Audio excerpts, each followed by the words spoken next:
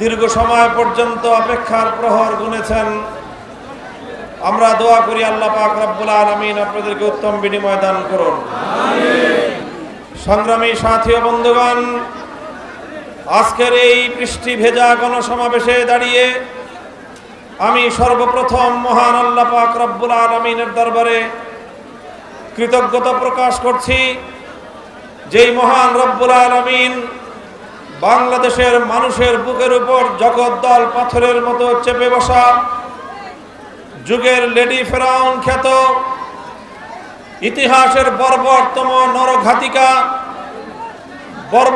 নরঘাতিকা অত্যাচারী জালিম শাসক স্বৈরাচারী শেখ হাসিনাকে উৎখাত মুক্ত বাতাসে নিঃশ্বাস গ্রহণ করবার মতো সুযোগ করে দিয়েছেন। ফালিল্লাহিল হামদু আলা যালিক।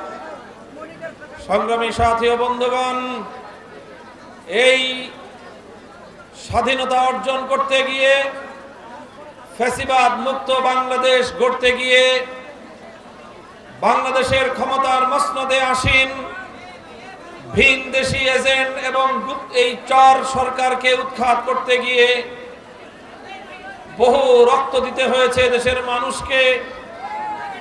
2009 সালের পিলখানায় 57 জন দেশপ্রেমিক সেনা কর্মকর্তাকে জীবন দিতে হয়েছে।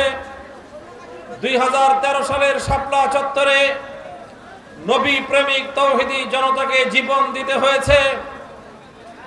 2021 সালে বাংলাদেশের স্বাধীনতার সুবর্ণ জয়ন্তী উদযাপনকারী মুসলিম ঘাতক নরেন্দ্র মোদীর আগমনের প্রতিবাদ করতে গিয়ে জীবন দিতে হয়েছে 25 জন হেফাজতে ইসলামের নেতাকর্মীকে। সর্বশেষ 2024 সালের জুলাই এবং আগস্টের গণ অভ্যুত্থানে ফ্যাসিবাদ বিরোধী বৈষম্য বিরোধী আন্দোলনে বাংলাদেশের প্রতিটি জনপদে রক্ত ঝরেছে, প্রতিটি জনপদের মা সন্তান হারা হয়েছে, প্রতিটি জনপদ থেকে স্বজন হারানোর আর্তনাদে আল্লাহর আকাশ বাতাস পর্যন্ত কেঁপে উঠেছে। সেই 2024 সালের জুলাই এবং আগস্টের রক্তঝরা বিপ্লবে গণ অভ্যুত্থানের সময় শাহাদাত বরণকারী 2 সহস্রাধিক বাংলার দামাল সন্তান, যাদের রক্তের সিঁড়ি বেয়ে বাংলাদেশের মানুষ 2024 সালে দ্বিতীয়বারের মতো স্বাধীনতা অর্জন করেছে। আমি বলি, বিজয় এবং স্বাধীনতা অর্জন করা যতটা কঠিন, সেই বিজয় এবং স্বাধীনতাকে ধরে রাখা এবং তার সুফল ঘরে তোলা আরো বেশি কঠিন। বাংলাদেশের মানুষের তিক্ত অভিজ্ঞতা রয়েছে। আমরা বারবার রক্ত দিয়ে, জীবন দিয়ে আধিপত্যবাদী শক্তির বিরুদ্ধে বিজয় অর্জন করেছি। তিনি মুক্তি লাভ করে চলে গেলেন পাকিস্তান থেকে সোজা লন্ডনে।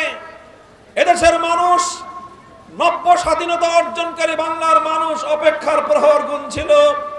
নেতৃত্ব দানকারী তাদের নেতা লন্ডন থেকে সোজা ঢাকায় আসবেন, কিন্তু নির্মম ভাগ্যের পরিহাস, স্বাধীনতা যুদ্ধে নেতৃত্ব দানকারী সেই নেতা লন্ডন থেকে প্রথমে ঢাকা এবং বাংলাদেশে আসার পরিবর্তে তার প্লেন ল্যান্ড করলো নয়াদিল্লিতে। তিনি প্রথমে বাংলার মানুষের কাছে আসেননি, তিনি প্রথম গিয়েছেন ভারতের প্রধানমন্ত্রী শ্রীমতী ইন্দিরা গান্ধীর কাছে। আর শ্রীমতী ইন্দিরা গান্ধী তার মুজিব কোটের পকেটে একটা চিরকুট ধরিয়ে দিলেন, যেই চিরকুটের মধ্যে নতুন স্বাধীনতা অর্জনকারী বাংলাদেশে ভারতের সংবিধানের মূলনীতির ভিত্তিতে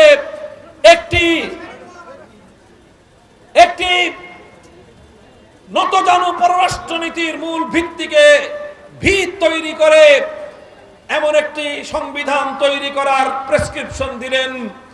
আর সেই সংবিধানের মধ্যে ভারতীয় সংবিধানের মূলনীতি ধর্মনিরপেক্ষতাবাদ নামক কুফরি মতবাদকে স্বাধীন বাংলাদেশের মুসলিম জাতির উপর চাপিয়ে দিয়ে তিনি 9 মাসের মুক্তি সংগ্রামকে ভারত মাতার চরণতলে বলি দিয়ে দিলেন। বাংলাদেশের পাকিস্তান আমলের 24 বছরের যত আন্দোলন, যত সংগ্রাম, 1952 সালের ভাষা আন্দোলন, 1954 সালের যুক্তফ্রন্টের আন্দোলন, 1966 সালের 6 দফা আন্দোলন, 1969 গণ অভ্যুত্থান, 1970 জাতীয় নির্বাচন, 1971 মহা মুক্তিযুদ্ধ, কোন একটি পর্বে ধর্মনিরপেক্ষতার কথা বাংলার মানুষ কোনোদিন শুনে নাই। অথচ 71 মুক্তিযুদ্ধের পর 72 সংবিধান তৈরি করবার সময় উড়ে এসে জুড়ে বসবার মতো ভারতের সংবিধানের মূলনীতি বাংলাদেশের সংবিধানের মূলনীতিতে পরিণত হয়ে গেল।